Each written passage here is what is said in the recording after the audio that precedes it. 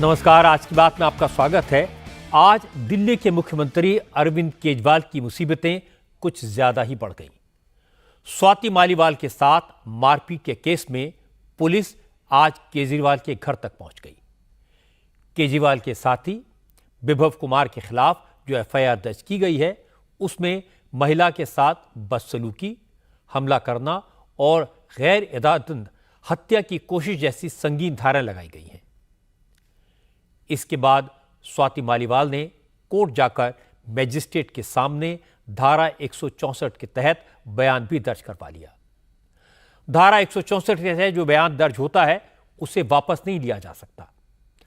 विभव कुमार कल तक केजरीवाल के साथ दिखाई दे रहे थे, लेकिन आज अंडरग्राउंड हो गए। विभव कुमार की गिरफ्तारी किसी भी वक्त हो सकती है। हालांकि विभव कुमार के बचाव में आम आदमी पार्टी ने 13 मई का एक वीडियो जारी किया और स्वाति के आरोपों को झुटलाने की कोशिश की, लेकिन स्वाति मालीवाल ने जवाब में कहा अब हिटमैन अपने जवाब में एक्टिव हो गया है, लेकिन वो बचेगा नहीं। इसके बाद आम आदमी पार्टी के नेताओं ने स्वाति मालीवाल को गद्दार बताना शुरू कर दिया। स्वाति मालीवाल के इल्जामात को बीजेपी की स्क्रिप्ट करार दिया। अब इस मामले में अरविंद केजरीवाल के लिए कानूनी तौर पर और राजनीतिक तौर पर जवाब देना मुश्किल होगा। इस केस के हर पक्ष पर चर्चा करेंगे आज की बात में, लेकिन पहले आपको यह बता देता हूं कि आज स्वाति मालीवाल के साथ मारपीट के केस में क्या क्या हुआ। लेटेस्ट अपडेट यह है कि आज दिल्ली पुलिस ने केजरीवाल के घर को 2 बार सर्च किया। देर शाम पुलिस की टीम स्वाति मालीवाल को साथ लेकर अरविंद केजरीवाल के घर पर पहुंची। पुलिस की टीम स्वाति को उस ड्राइंग रूम में लेकर गई जहां उन्होंने अपने साथ मारपीट होने का इल्जाम लगाया था। पुलिस ने सीएम हाउस के सिक्योरिटी हेड से उस दिन ड्यूटी पर तैनात सारे लोगों के डिटेल्स मांगे।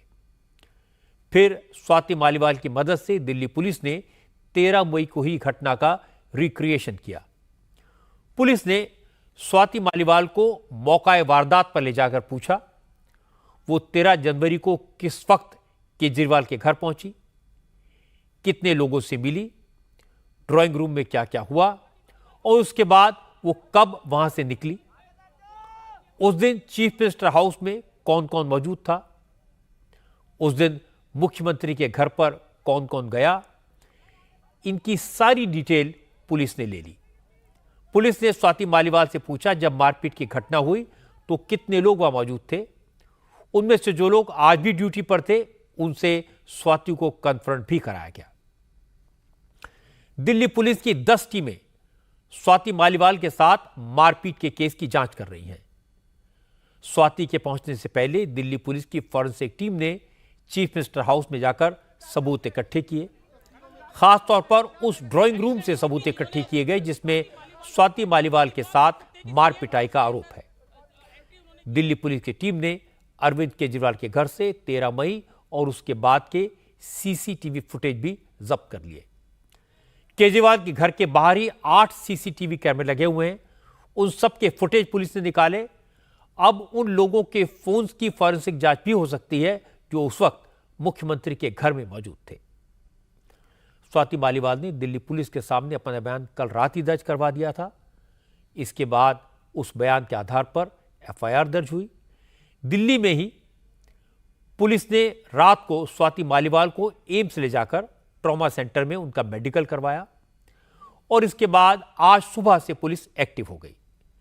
लेकिन जब एफआईआर की कॉपी सामने आई तो समझ में आया कि मामला कितना गंभीर है, क्योंकि पुलिस ने अरविंद केजरीवाल के सहयोगी विभव कुमार के खिलाफ महिला के सम्मान को ठेस पहुंचाने के साथ साथ गैर इरादतन हत्या की कोशिश जैसी दफाएं भी एफआईआर में जोड़ी हैं। ये दफाएं गैर जमानती हैं जिनमें 7 साल तक की कैद और जुर्माना दोनों हो सकते हैं। एफआईआर में स्वाति मालीवाल ने 13 मई को चीफ मिनिस्टर के घर में उनके साथ क्या क्या हुआ इसको सिलसिलेवार तरीके से बताया है। अब यह पब्लिक डॉक्यूमेंट है। स्वाति मालीवाल का कहना है कि वो चीफ मिनिस्टर से मिलने के लिए ड्राइंग रूम में बैठी थी। केजरीवाल घर पर मौजूद थे। इसी दौरान विभव कुमार उनके पास आए और बिना किसी उकसावे के उन पर हमला कर दिया।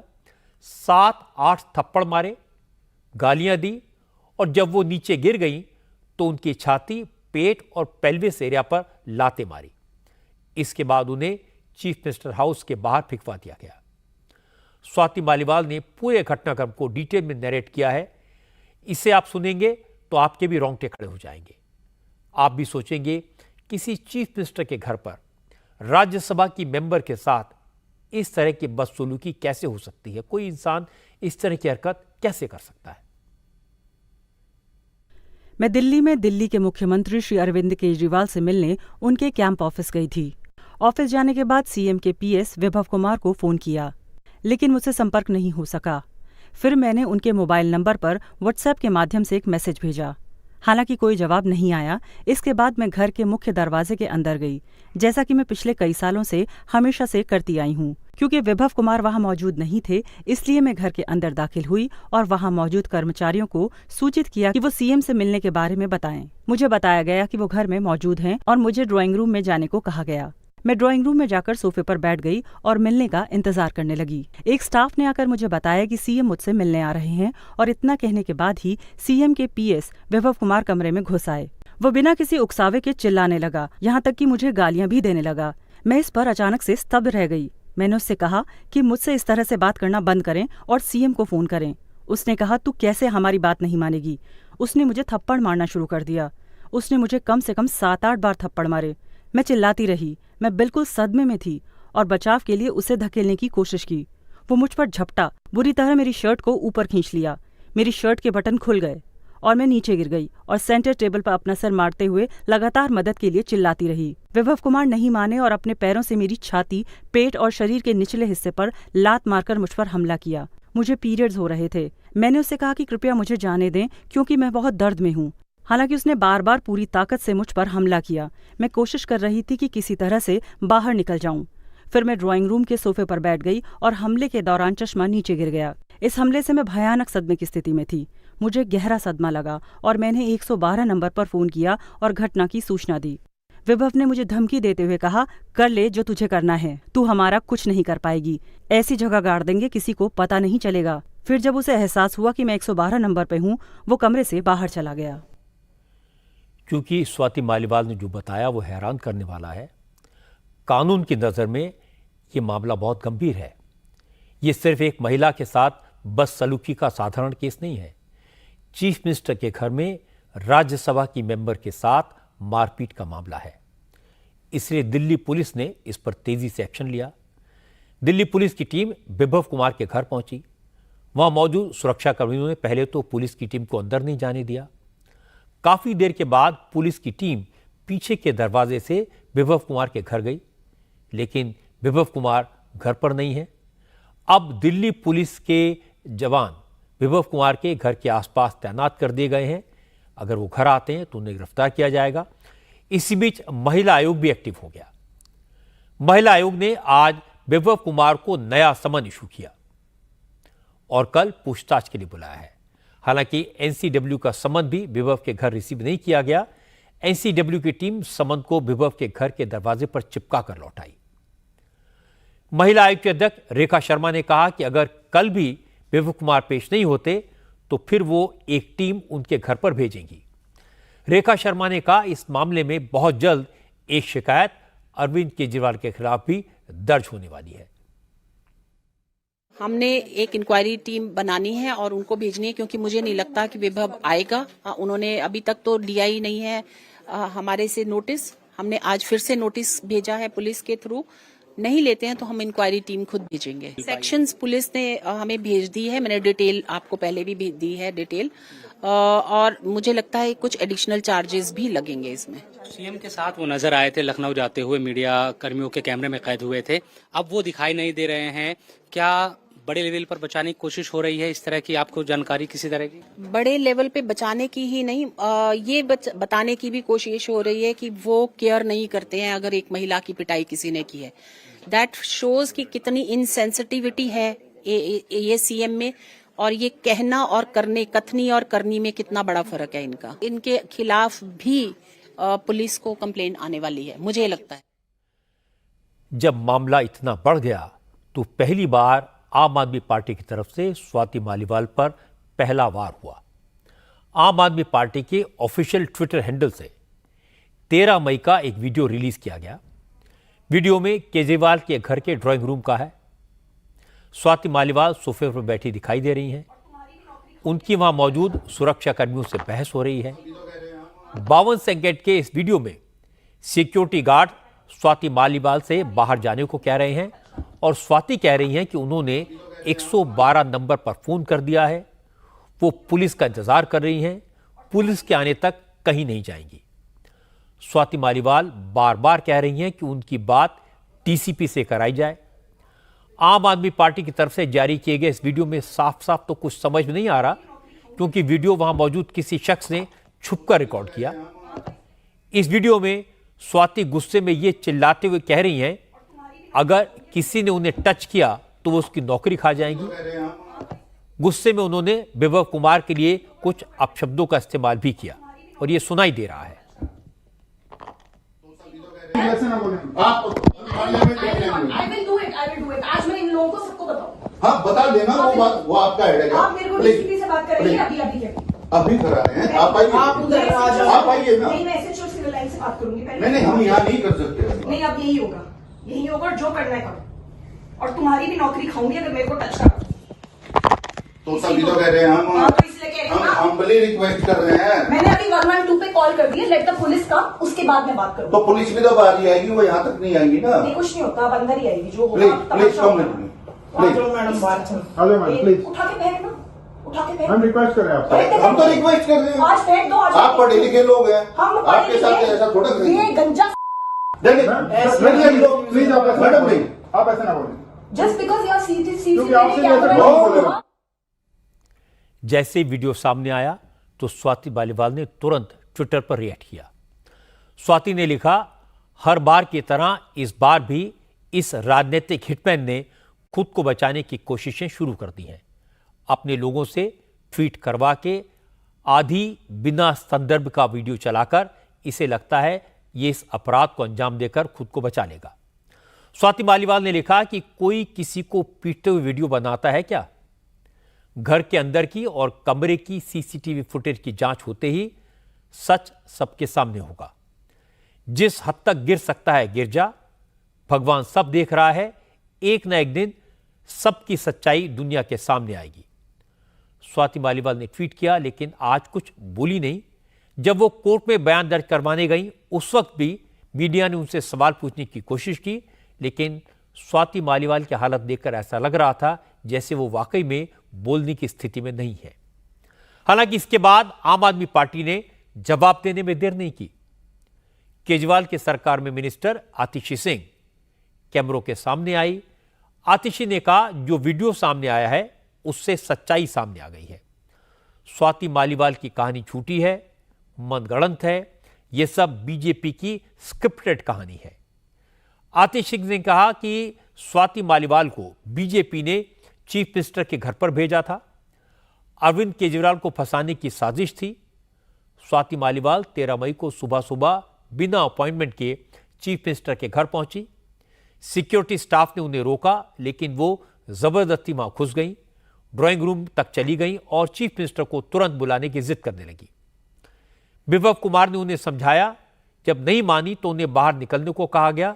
बस इतनी सी बात हुई, लेकिन स्वाति मालीवाल बीजेपी के कहने पर जो करने आई थी उन्होंने वही किया। छेड़छाड़ का, मारपीट का इल्जाम लगा दिया।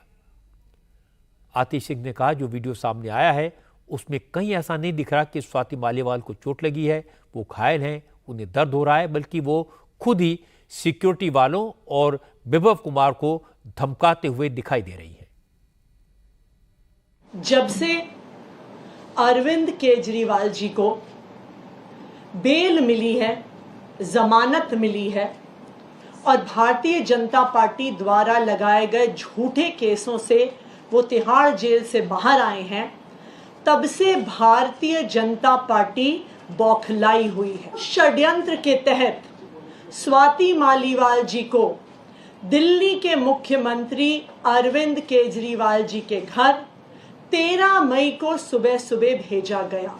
स्वाति मालीवाल जी 13 मई को अनअनाउंस्ड, बिना अपॉइंटमेंट लिए मुख्यमंत्री आवास पहुंची।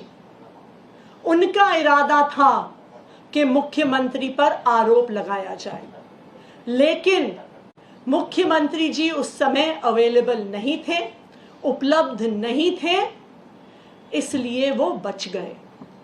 फिर स्वाति मालीवाल जी ने विभव कुमार पर आरोप लगाए, लेकिन जो आज वीडियो सामने आया है वो बिल्कुल इसके विपरीत सच्चाई दिखाता है। स्वाति मालीवाल जी उस ड्राइंग रूम में बहुत आराम से बैठी हुई हैं। वो पुलिस कर्मियों को ऊंची आवाज में डरा रही हैं, धमका रही हैं। विभव कुमार जी पर जिस पर उन्होंने आरोप लगाया है, ऊंची आवाज में उनको भी धमका रही हैं, उनके लिए अपशब्दों का प्रयोग कर रही हैं।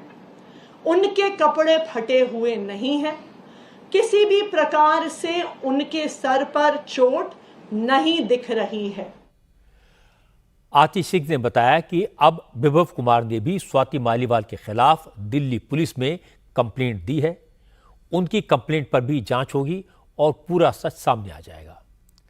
जब आतिश सिंह ने अपनी बात कह दी तो मीडिया ने उनसे पूछा, आज आप कह रही हैं कि विभव कुमार ने कुछ नहीं किया, कोई बदसलूकी नहीं की, स्वाति मालीवाल झूठ बोल रही हैं। लेकिन 3 दिन पहले संजय सिंह ने कहा था कि विभव कुमार ने स्वाति मालीवाल के साथ बदतमीजी की, दुर्व्यवहार किया। उन्होंने कहा था केजरीवाल ने मामले को गंभीरता से लिया है और वो एक्शन लेंगे। तो क्या उस दिन संजय सिंह झूठ बोल रहे थे? इस पर आतिशी ने सिर्फ इतना कहा कि उस वक्त संजय सिंह के पास सिर्फ एक तरफ की स्टोरी थी, उन्हें पूरी बात पता नहीं थी। जब संजय सिंह जी ने मीडिया में देखा कि स्वाति मालीवाल जी ने शिकायत करी है, वो पुलिस थाने गई, तब वो स्वाति मालीवाल जी से मिले। परंतु तब तक उनके सामने सिर्फ स्वाति मालीवाल जी का पक्ष था, लेकिन अब उनके सामने विभव कुमार जी का भी पक्ष आया है। और सबसे जरूरी बात, ये वीडियो सामने आया है जो साफ साफ दिखा रहा है कि जो सारी बातें इस शिकायत पत्र में कही गई, इस एफआईआर में कही गई, वो बिल्कुल झूठ है। वो ये वीडियो दिखा रहा है और अब जो ये झूठ है वो पूरे देश के सामने आ गया। आतिशी कह रही है कि संजय सिंह के पास में विभव कुमार का वर्जन नहीं था, लेकिन सबने कैमरों पर देखा है लखनऊ में विभव कुमार संजय सिंह के साथ ही थे। आतिशी के बयान पर स्वाति मालीवाल ने भी रिएक्ट किया। स्वाति ने कहा कि पार्टी में कल के आए लोगों ने उनके जैसी पुरानी वर्कर को बीजेपी का एजेंट बता दिया। स्वाति ने लिखा, 2 दिन पहले आम आदमी पार्टी ने उनके साथ मारपीट का सच कबूल कर लिया था, लेकिन अब वही पार्टी एक गुंडे के धमकाने पर उनके कैरेक्टर पर सवाल उठा रही है। स्वाति मालीवाल ने लिखा कि वो गुंडा सबको ब्लैकमेल कर रहा है और केजरीवाल उसको लेकर सब जगह घूम रहे हैं, लेकिन सारा सच बहुत जल्दी सबके सामने आ जाएगा। जो बात स्वाति मालीवाल ने ट्विटर पर लिखी, वो बात बीजेपी के नेता मंजिंदर सिंह सिरसा ने सुबह ही कह दी थी। सिरसा ने कहा केजरीवाल विभव कुमार के खिलाफ कोई एक्शन नहीं लेंगे, विभव कुमार को बचाने की पूरी कोशिश करेंगे, क्योंकि विभव कुमार केजरीवाल के राजदार हैं। अगर उसे कुछ हुआ तो केजरीवाल के झूठ का महल बिखर जाएगा। जिस तरह से स्वाति मालीवाल ने ये एफआईआर लॉन्च कराई और जो कुछ इसमें लिखा है, ये पता चलता है कि अरविंद केजरीवाल जी किस हद तक जिंदगी पे उतर सकते हैं। अब देखिए, मारा पीटा ही नहीं खाली गया, बल्कि यहां तक कहा गया कि साली तेरी औकात क्या है, हमें ना करेगी, समिति क्या है अपने आप को नीच औरत, तुझे हम सबक सिखाएंगे, कर ले जो तूने करना है, तो हमें कुछ नहीं बिगाड़ सकती, तेरे को तुड़वा देंगे और ऐसी जगह गाड़ेंगे कि तेरा पता नहीं चलेगा। बता रही हैं स्वाति मालीवाल इसमें किस तरह से मुझे बार बार पीटा गया, मेरी शर्ट्स के बटन को मेरी फाड़ी गई, मेरे ऊपर बैठा गया और मेरे टांगों के बीच में लातें मारी गई। इस तरह की घटना के बावजूद अरविंद केजरीवाल जी क्या ऐसी मजबूरी है कि विभव कुमार को साथ लिए घूम रहे हैं और औरत का अपमान करने वाला शरेआम घूम रहा है।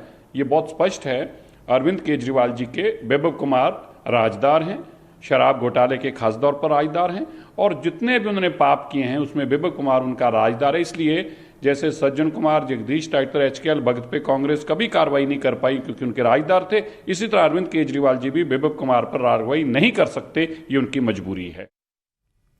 इस मामले में आज बीजेपी की महिला विंग ने केजरीवाल के खिलाफ प्रोटेस्ट किया। प्रदर्शनकारी केजरीवाल के घर तक जाना चाहते थे, लेकिन पुलिस ने बीजेपी के कार्यकर्ताओं को चीफ मिनिस्टर के घर से कुछ दूरी पर रोक दिया। इसके बाद बीजेपी के बड़े बड़े नेताओं ने इस मामले पर केजरीवाल से सवाल पूछे। वित्त मंत्री निर्मला सीतारमण ने कहा, आम आदमी पार्टी के नेता मणिपुर और दूसरी घटनाओं की बातें करके स्वाति मालीवाल के साथ हुए जुल्म को दबाने की कोशिश कर रहे हैं, ये ठीक नहीं है। निर्मला सीतारमण ने कहा कि आम आदमी पार्टी में महिलाओं से बदसलूकी के कई मामले पहले भी सामने आए हैं, लेकिन केजरीवाल ने किसी के खिलाफ एक्शन नहीं लिया, इसलिए उनकी पार्टी के नेताओं की हिम्मत बढ़ गई है। 13 मई से आज तक एक शब्द तक नहीं बोला चीफ मिनिस्टर केजरीवाल, उन्हीं के पार्टी के राज्यसभा सदस्य महिला जो दिल्ली महिला आयोग के चीफ थे, और महिला के विषय में इतनी सारे बातें करने वाले चीफ मिनिस्टर आज तक उसके ऊपर एक भी शब्द नहीं बोला। हर महिला नेता या पुरुष नेता भी सिंपली बाहर निकालेंगे नहीं, बाउंसर से पिटवाएंगे या पीए से, उनके पीए से पिटवाएंगे, आदमी को जलील करके निकालेंगे। सोमनाथ भारती जी, जिनके पत्नी जब प्रेग्नेंट थी, उनके पेट के ऊपर मारकर और उनके कुत्ते से अटैक करवा करके भेजने वाले आज कंटेस्ट कर रहे हैं एमपी। इंडी अलायंस का अनफॉर्चुनेट हालात देखिए ना, श्रीमती सोनिया गांधी, प्रियंका गांधी, राहुल गांधी आज वो सोमनाथ भारती का वोट देने के लिए हैं।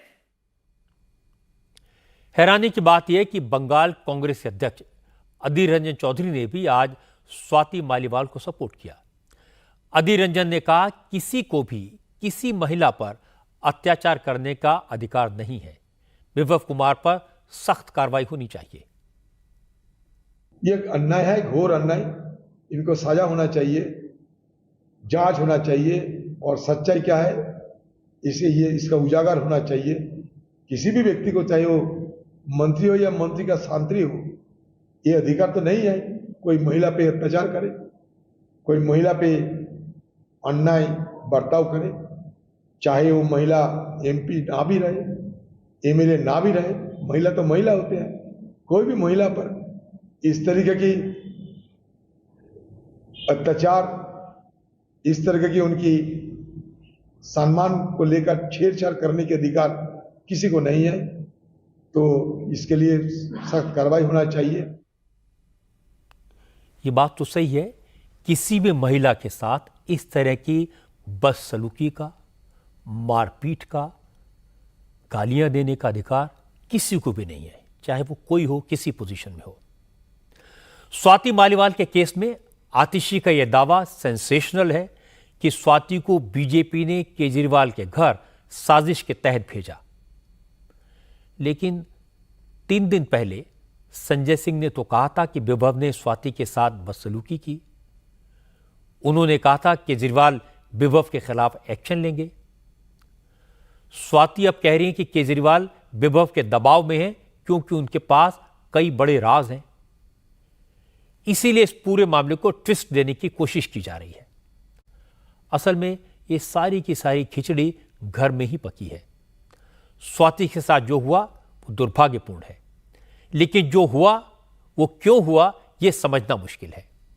जानकार कहते हैं कि संजय सिंह ने स्वाति को इस बात के लिए मना लिया था कि उस मामले को पब्लिक न करें, घर का झगड़ा घर में रहे, इलेक्शन होने वाले हैं, और 2 दिन पहले इस पर एग्रीमेंट हो गया था क्योंकि केजरीवाल को चुनाव में इसका भारी नुकसान हो सकता था। स्वाति की शर्त थी विभव को उसकी पोस्ट से हटा दिया जाए ताकि वो केजरीवाल से लोगों का एक्सेस न रोक पाए। और ये पब्लिकली किया जाना था, जो संजय सिंह ने कर दिया। स्वाति खामोश थी, पर जब उन्होंने देखा विभव को केजरीवाल अपने साथ लखनऊ ले गए हैं, तो स्वाति ने पुलिस को बुलाया और बयान दर्ज करवाया। लेकिन तो भी उन्होंने मीडिया से बात नहीं की, कोई पब्लिक स्टेटमेंट नहीं दिया, केजरीवाल पर कोई आरोप नहीं लगाया। लेकिन आज जब आम आदमी पार्टी ने एक वीडियो जारी करके स्वाति मालीवाल पर काउंटर अटैक किया, ट्वीट करके अपने इरादे जाहिर कर दिए, तो स्वाति भी सामने आ गई। और जब आतिश ने उन पर बीजेपी के साथ मिलकर साजिश रचने का इल्जाम लगाया, तो स्वाति ने कहा आज विभव के दबाव में आम आदमी पार्टी ने हार मान ली और पूरी पार्टी से मेरे चरित्र पर सवाल उठाए गए।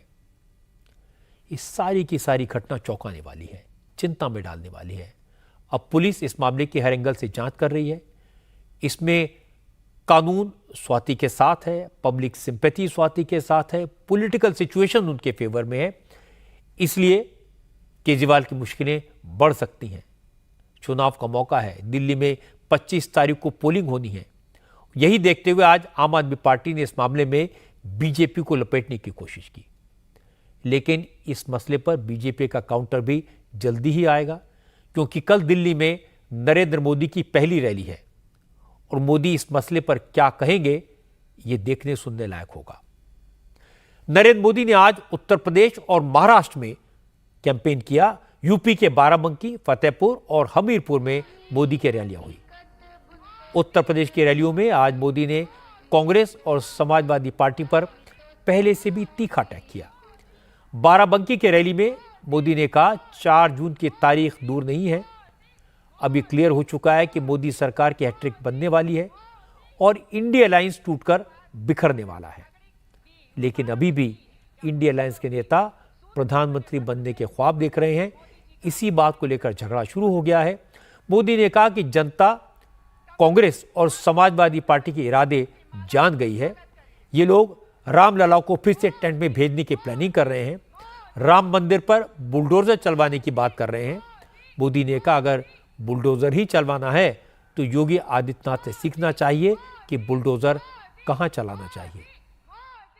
कांग्रेस वाले, ये सपा वाले, इतना पेट में जहर भरा पड़ा है, इतना जहर पड़ा है, पता नहीं उनकी राम से क्या दुश्मनी है। राम लला की प्राण प्रतिष्ठा का निमंत्रण ठुकरा दिया। अब यहां सपा के बड़े नेता यहां तक कहते हैं, और वो भी रामनवमी के दिन कहते हैं, ये राम मंदिर को बेकार बताते हैं, भद्दी भद्दी बातें करते हैं। और कांग्रेस तो राम मंदिर पर सुप्रीम कोर्ट का फैसला पलटने की तैयारी कर रही है। जब मैं ये कहता हूं ना कि भाई कांग्रेस में ही रहने वाले एक नेता ने कहा है, कुछ लोगों ने यार ऐसा तो कैसे हो सकता है, भ्रम में मत रहिए। देश जब आजादी का आंदोलन कर रहा था ना, और देश के टुकड़े करने की बात आती थी, तो देश का हर व्यक्ति का नहीं यार देश के टुकड़े थोड़े होते हैं, देश के टुकड़े होते हैं। हो गए कि नहीं हो गए? इन्होंने कर दिया कि नहीं कर दिया? ये किसी भी हद तक जा सकते हैं जी, इनका ट्रैक रिकॉर्ड ही ऐसा है। सपा कांग्रेस वाले सरकार में आए तो रामलला को फिर से टेंट में भेजेंगे और मंदिर पर बुलडोजर चलवा देंगे। क्या योगी जी से यही सीखना है क्या? अरे जरा योगी जी से ट्यूशन लो, बुलडोजर कहां चलाना कहां नहीं चलाना। ये चुनावी सभा के लिए मैं कहने के लिए नहीं आया हूं, मुझे चिंता है क्योंकि उनका ट्रैक रिकॉर्ड ऐसा है, यही इनकी साजिश है। बाराबंकी के बाद नरेंद्र मोदी फतेहपुर पहुंचे तो फतेहपुर की रैली में मोदी ने एक नई बात कही। प्रधानमंत्री ने कहा अब तक कांग्रेस के शाही परिवार को लेकर उन्होंने जो भी भविष्यवाणी की वो सच निकली। अब अंदर की खबर यह है कि कांग्रेस और समाजवादी पार्टी के सपने टूट गए हैं। कांग्रेस के नेता मिशन 50 पर काम कर रहे हैं। उनकी पूरी कोशिश सिर्फ इस बात को लेकर है किसी तरह कांग्रेस को 50 सीटें मिल जाएं। इंडी गठबंधन के कार्यकर्ता पहले से ही निराश थे। अब उन्होंने घर से निकलना ही छोड़ दिया है। हारी हुई बाजी को कौन खेले? मैं आपको भीतर की बात बताता हूं। देखिए, जब मैं भीतर की बात बोलता हूं तो जब खबर पक्की होती है तब बोलता हूं, वरना नहीं बोलता हूं। खबर यह है कि इज्जत बचाने के लिए अब कांग्रेस ने मिशन 50 रखा है। मिशन 50 यानी कांग्रेस ने पिछले 3-4 दिन से बड़ी माथापच्ची की और उन्होंने आदेश दिया कि भाई कुछ भी करो, आकाश पाताल एक कर दो, लेकिन कांग्रेस को कम से कम 50 सीटें मिल जाए, इसके लिए अब वो हाथ पैर इधर उधर मार रहे हैं। और इसके लिए भानुमति के कुनबे में हवा भरने की कोशिश हो रही है। लेकिन जिस इंडी गठबंधन की गाड़ी का टायर पहले दिन से पंचर हो, वो कितना आगे जाएगी?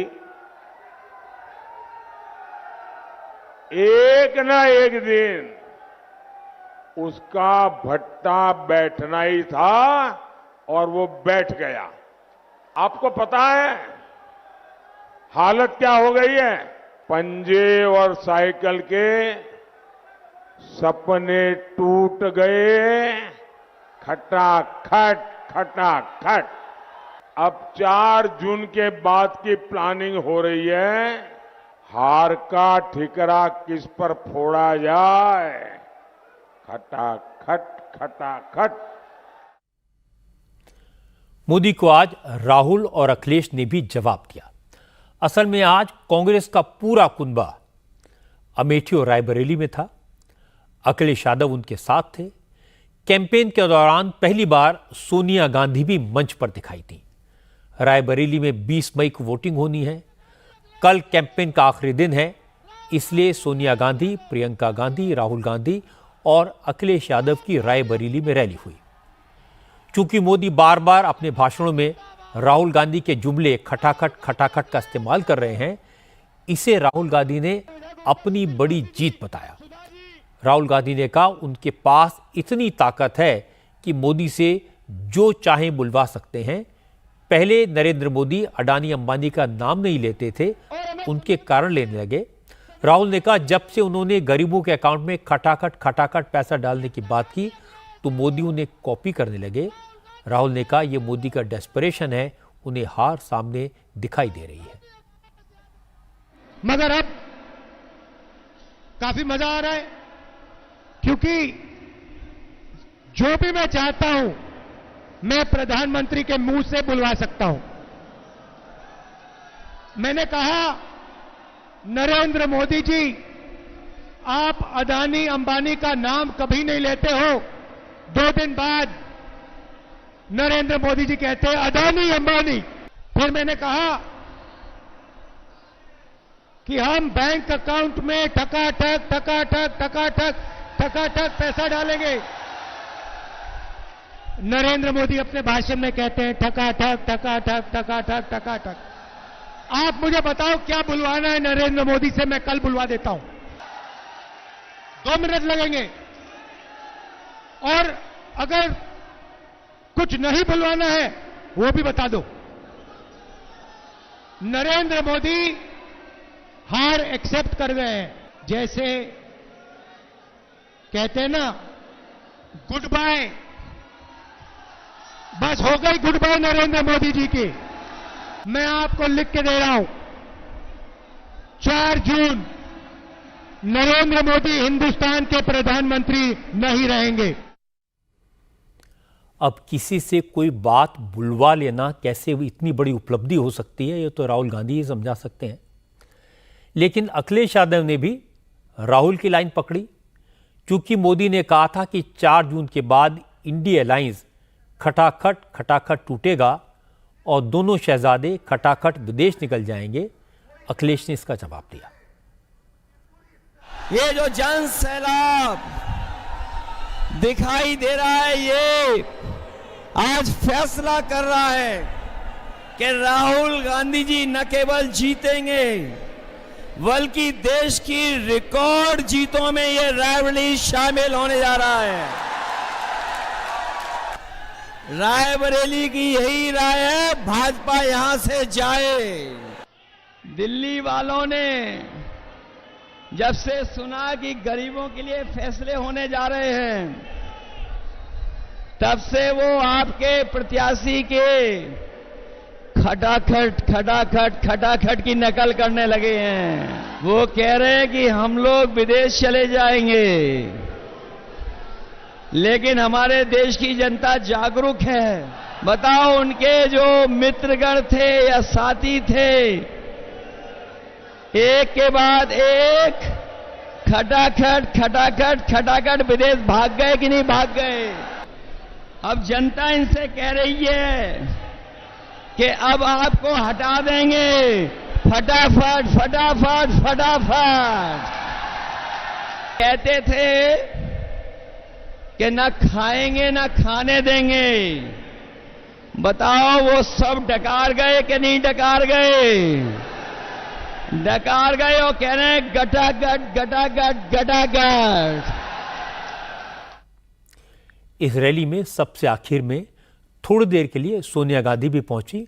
उन्होंने सिर्फ 2 मिनट की स्पीच दी, लोगों से इमोशनल अपील की। सोनिया गांधी ने कहा कि रायबरेली के लोगों ने जो प्यार इंदिरा गांधी को दिया, उन्हें दिया। अब आंचल फैलाकर वही प्यार वो राहुल के लिए मांगने आई हैं। सोनिया गांधी ने कहा वो अपना बेटा रायबरेली को सौंप रही हैं और उन्हें पूरी उम्मीद है कि रायबरेली के लोग राहुल का ख्याल रखेंगे। 30 साल तक एक सांसद के रूप में आपने मुझे सेवा करने का अवसर दिया। मेरा आंचल जीवन भर आपके आशीर्वाद और प्रेम से भरा रहा है। मैं आपको अपना बेटा सौंप रही हूँ। जैसे आपने मुझे अपना माना, वैसे ही राहुल को अपना मान कर रखना है। राहुल गांधी और अखिलेश यादव ने आज अमेठी में भी रैली की। अमेठी में स्मृति ईरानी का मुकाबला कांग्रेस के किशोरीलाल शर्मा से है। राहुल ने यहां पुराने रिश्ते की दुहाई दी, कहा कि वो रायबरेली से जरूर लड़ रहे हैं, लेकिन उन्होंने अमेठी को छोड़ा नहीं है। राहुल ने कहा 4 जून के बाद जब इंडिया अलायंस की सरकार बनेगी, उसके बाद जितना विकास रायबरेली का होगा, उतना विकास अमेठी का भी करेंगे। अमेठी पहली बार मैं यहां 42 साल पहले आया था, जब मैं 12 साल का बच्चा था। अपने पिता के साथ आया और मैं आपको कहना चाहता हूं कि जो भी मैंने राजनीति में सीखा है वो अमेठी की जनता ने मुझे सिखाया है। 12 साल का था, पिताजी के साथ यहां आया। उस समय यहां पे सड़कें नहीं थी, ऊसर जमीन थी, कोई विकास नहीं था। और मैंने अपने आंखों से अमेठी का और मेरे पिता का जो रिश्ता था, जो प्यार था, जो मोहब्बत थी, मैंने अपने आंखों से देखी और वही मेरी भी राजनीति है। तो आप ये मत समझिए कि मैं रायबरेली से चुनाव लड़ रहा हूं। मैं आपका हूं, अमेठी का हूं, था और रहूंगा। अमेठी की रैली में राहुल ने स्मृति ईरानी का नाम भी नहीं लिया, न उनके बारे में कुछ कहा, लेकिन अखिलेश स्मृति ईरानी पर अटक गए, उन पर अटैक किया। अखिलेश ने कहा सिलेंडर वाले लोग अब अमेठी में सरेंडर कर गए हैं। जिन्होंने 13 रुपए किलो चीनी देने का वादा किया था, उनके झूठ को जनता समझ चुकी है, इसलिए अब उन्हें मुंबई का टिकट कटाकर इस चुनाव में वापस भेज देंगे। जब से इंडिया गठबंधन के प्रत्याशी यहां चुनाव मैदान में आ गए हैं, तब से भाजपा ने अपनी पोटली अमेठी से बांध ली है। अमेठी में सरेंडर वाले लोग अब सरेंडर कर रहे हैं। और मुझे वो समय भी याद है जब अमेठी में मीठी चीनी के लिए कड़वा झूठ बोला गया था, और ये कड़वा झूठ बोलने वालों ने क्या आपको 13 रुपए किलो चीनी दी है क्या? और इस बार अमेठी वाले कह रहे हैं कि जिन्होंने 13 रुपए किलो में चीनी नहीं दी है, उसको अमेठी वाले वोट नहीं देने जा रहे हैं। वो हमेशा हमेशा के लिए स्मृति हो जाएंगी। जब से कांग्रेस और समाजवादी पार्टी साथ आए हैं, गठबंधन बन गया है, उन्होंने अपनी बंबई वाली टिकट कटवा ली है। ये एक पे एक नहीं है, ये 1 और 1 11 होकर के मुकाबला कर रहे हैं हम लोग। और जब 1 और 1 11 हो गए हैं, तो भारतीय जनता पार्टी वाले 9-2 11 हो जाएंगे। आज रायबरेली और अमेठी में बीजेपी के तरफ से अमित शाह ने मोर्चा संभाला। जिस वक्त अमेठी में अखिलेश यादव कांग्रेस के उम्मीदवार के लिए वोट मांग रहे थे, उसी वक्त रायबरेली में समाजवादी पार्टी के विधायक असेंबली में समाजवादी पार्टी के चीफ व्हिप मनोज पांडे को अमित शाह बीजेपी की मेंबरशिप दे रहे थे। इस रैली में स्मृति ईरानी भी मौजूद थी। अमित शाह ने कहा कि रायबरेली और अमेठी के लोगों को कांग्रेस के शाही परिवार पर बिल्कुल भरोसा नहीं करना चाहिए, क्योंकि अमेठी का उदाहरण सामने है। अमित शाह ने कहा कि कांग्रेस को अमेठी के लोगों ने 60 सालों तक ढोया, लेकिन एक बार हराया तो वो छोड़कर भाग गए। अमित शाह ने कहा जब 2014 में पहली बार स्मृति मुंबई से अमेठी आई थी, तो उन्हें डर था कि वो यहां सेटल हो जाएंगी या नहीं, लेकिन अब अखिलेश इस भुलावे में न रहें। स्मृति कहीं जाने वाली नहीं है। अब स्मृति मुंबई की नहीं, अमेठी की हो गई हैं और यहीं रहेंगी। अमेठी और रायबरेली सालों से गांधी परिवार को अपना नेता मानते रहे, मगर उन्होंने कभी इनको अपना नहीं माना। अभी मनोज पांडे जी कह रहे थे, मैं योग लगा रहा था, कम से कम 600 लोग अलग अलग दुर्घटना में मारे गए, मगर सोनिया जी मिलने नहीं आई। भाइयों बहनों, जनप्रतिनिधि ऐसा चुनिए। स्मृतिबेन मुंबई से आई, बड़ी कलाकार है। जब मैं उनके प्रचार में 14 में आया, तब लगता है यहां स्मृतिबेन क्या करेगी। उन्होंने कहा अमित भाई मैं यहां बंगला लूंगी, घर बनाऊंगी और इस घर में रहूंगी। आज स्मृति ईरानी गौरीगंज में घर भी बनाई है और मतदार भी वहां से। ये जो परिवार की सीट कहते हैं, उनकी कॉन्स्टिट्यूएंसी में 2018 में स्मृतिबेन के साथ कलेक्टर ऑफिस 70 साल से नहीं था।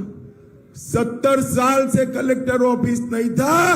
2018 में कलेक्टर ऑफिस की नींव डालने का काम योगी आदित्यनाथ की सरकार ने किया। अखिलेश यादव और राहुल गांधी भले ही जोर जोर से बार बार कह रहे हों कि 4 जून को जीत पक्की है, उनकी जीत होगी, सरकार इंडिया अलायंस की बनेगी, लेकिन सच्चाई ये है कि राहुल गांधी और अखिलेश यादव अपनी अपनी सीटों को लेकर परेशानी में हैं, क्योंकि अखिलेश यादव और राहुल गांधी दोनों ने सिर्फ अपनी अपनी सीटों पर अपने अपने इलाकों में जॉइंट रैलियां की। पहले राहुल गांधी ने कन्नौज जाकर अखिलेश के लिए वोट मांगे और आज अखिलेश राहुल की मदद के लिए रायबरेली पहुंचे। मतलब यही है कि अखिलेश और राहुल को अपनी सीटों की फिक्र है और उनका अलायंस अगर कहीं है तो इन 2 सीटों पर। और उनकी फिक्र इतनी है कि आज मुंबई में इंडिया अलायंस की रैली थी, न राहुल पहुंचे न अखिलेश। आज मुंबई में महाविकास अघाड़ी और महायुति दोनों अलायंसेज ने अपनी अपनी ताकत दिखाई। मुंबई के शिवाजी पार्क में प्रधानमंत्री नरेंद्र मोदी की एक विशाल जनसभा हुई।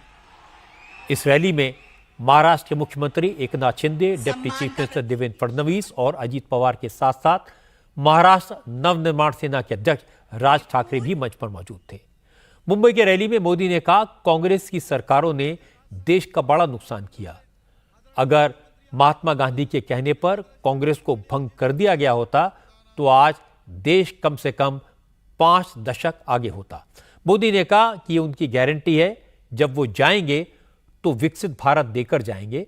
और इसके बाद प्रधानमंत्री मोदी ने कहा, उन्हें तो हैरानी इस बात पर है कि उद्धव ठाकरे भी सत्ता के लालच में उसी कांग्रेस की गोद में बैठ गए जिसका बाला साहब ने जिंदगी भर विरोध किया। ये नकली शिवसेना वाले, इन्होंने बाला साहब को धोखा दिया, इन्होंने शिव सैनिकों के बलिदान को धोखा दिया। सत्ता के लिए ये राम मंदिर को गाली देने वालों के साथ चले गए। सत्ता के लिए ये मुंबई हमले के बाद पार्टी कर रहे लोगों के साथ चले गए। जो कांग्रेस दिन रात वीर सावरकर को गालियां देती है, आज उसकी गोद में बैठे हैं। और मैं एनसीपी के नेता को चुनौती देता हूं, आप राहुल से बयान करवाइए कि वो जीवन में कभी भी वीर सावरकर का अपमान नहीं करेगा। जब एक बयान करवा दीजिए। अभी उन्होंने चुनाव है इसलिए चुप करवाए, ताला मारा है उसको, लेकिन जरा बुलवा दीजिए एक बार कि मैं जीवन भर वीर सावरकर के खिलाफ एक शब्द नहीं बोलूंगा। जरा एक बार बुलवा लीजिए उनको। वो नहीं कर सकते क्योंकि उनको पता है चुनाव खत्म होते ही फिर से वीर सावरकर को गालियां देना शुरू करने वाले हैं। वो भी एक वक्त था, कभी शिवसेना की पहचान यहां घुसपैठियों के खिलाफ खड़े होने की थी। आज वही नकली शिवसेना सीएए का विरोध कर रही है। इनको अब हिंदुओं, बौद्ध, जैन, सिख शरणार्थियों को नागरिकता देने पर भी आपत्ति है। हिंदुस्तान में ऐसा हृदय परिवर्तन किसी पार्टी का नहीं हुआ जैसा अभी की नकली शिवसेना का हुआ है। अपने वोट बैंक को खुश करने के लिए, तुष्टीकरण के लिए इस पूरी अघाड़ी ने पूरी मुंबई को, पूरे देश को धोखा दिया है। जिस कसाब ने मुंबई करों को दहलाया, इस शहर को खून से रंग दिया, ये लोग उसको क्लीन चिट दे रहे हैं। जिस वक्त नरेंद्र मोदी शिवाजी पार्क में उद्धव और शरद पवार को चुनौती दे रहे थे, उस वक्त उद्धव ठाकरे बांद्रा कुर्ला कॉम्प्लेक्स में मल्लिकार्जुन खड़गे के साथ मंच पर बैठे थे। मुंबई में 20 मई को वोटिंग होनी है। इलेक्शन कैंपेन कल शाम को पूरा हो जाएगा। इसीलिए आज इंडिया अलायंस के नेताओं ने भी मुंबई में बड़ी रैली की। एंटी मोदी मोर्चे की इस रैली में मल्लिकार्जुन खड़गे, शरद पवार, उद्धव ठाकरे और अरविंद केजरीवाल शामिल हुए। शरद पवार ने नरेंद्र मोदी पर महाराष्ट्र के साथ भेदभाव का आरोप लगाया। खड़गे ने कहा मोदी फिर प्रधानमंत्री बने तो आरक्षण खत्म हो जाएगा, संविधान खत्म हो जाएगा। केजरीवाल ने कहा मोदी लौटे तो लोकतंत्र ही खत्म हो जाएगा। मोदी विपक्षी दलों के सारे नेताओं को जेलों में डाल देंगे। और इसके बाद उद्धव ठाकरे ने नारा दिया, अब की बार बीजेपी तड़ी पार। पीएम रहते हुए आप आखिरी बार आए हैं। 4 जून के बाद देश में मोदी सरकार नहीं रहेगी। चीन देश में घुस गया है, लेकिन वहां ना तो मोदी गए ना अमित शाह। लेकिन भाड़े के लोग लेकर उद्धव को खत्म करने के लिए निकले हैं। प्रकृति का नियम है, सड़े हुए पत्ते हटकर नए पत्ते आते हैं। ये पहला मौका है जब मोदी को समझ नहीं आ रहा कि प्रचार कैसे करें। मोदी जी, आप किस परिवार के हैं मुझे नहीं पता, लेकिन जहां मेरा जन्म हुआ वहां पर शिवाजी महाराज, और आप जहां जन्मे वहां औरंगजेब जन्मा। छत्रपती शिवाजी महाराज जन्माला आले आणि तुम्ही ज्या मातीत जन्माला आलात त्या मातीमध्ये औरंगजेब जन्माला दिला होता,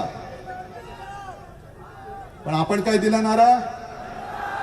अब की बार भाजपा तडीपार। महाराष्ट्र में पहले 3 पार्टियों के बीच चुनाव होते थे। बीजेपी शिवसेना एक साथ थी और फिर एक एनसीपी और एक कांग्रेस। अब मैदान में 6 पार्टियां हैं। इसलिए महाराष्ट्र के वोटर्स में कंफ्यूजन है, कौन असली है कौन नकली है, और इसका फैसला लोगों के लिए करना काफी मुश्किल है। इसलिए इस बार महाराष्ट्र के चुनाव में पहले जैसा कलर, पहले जैसा उत्साह दिखाई नहीं देता जो पहले के इलेक्शंस में दिखता था।